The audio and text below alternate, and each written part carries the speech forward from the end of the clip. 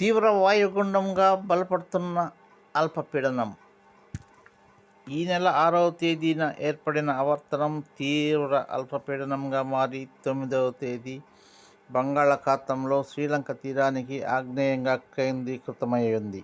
ఆ తీవ్ర అల్పపీడనం మెల్లమెల్లగా కదులుతూ ఈరోజు మధ్యాహ్నం 10వ తేదీ శ్రీలంక తూర్పు తీరానికి చేరి పశ్చిమ దిశగా కదులుతూ 11వ తేదీ బుధవారం అర్ధరాత్రి తర్వాత గురువారం తెల్లవారుజామున జాఫ్నా దగ్గర లేదా శ్రీలంక పాండిచేరి మధ్య తీరం దాటవచ్చని అంచనా.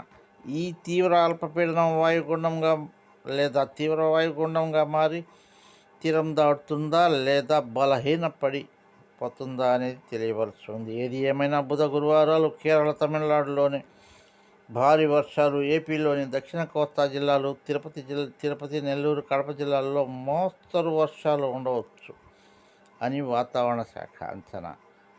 రైతులు జాగ్రత్త చర్యలు తీసుకోవాలని హెచ్చరిక. ప్లీజ్ సబ్స్క్రైబ్ చేసి ఒక లైక్ కొట్టి బెల్ ఐకాన్ నొక్కండి. పిల్లల మొబైల్ నుండి దూరంగా ఉంచండి.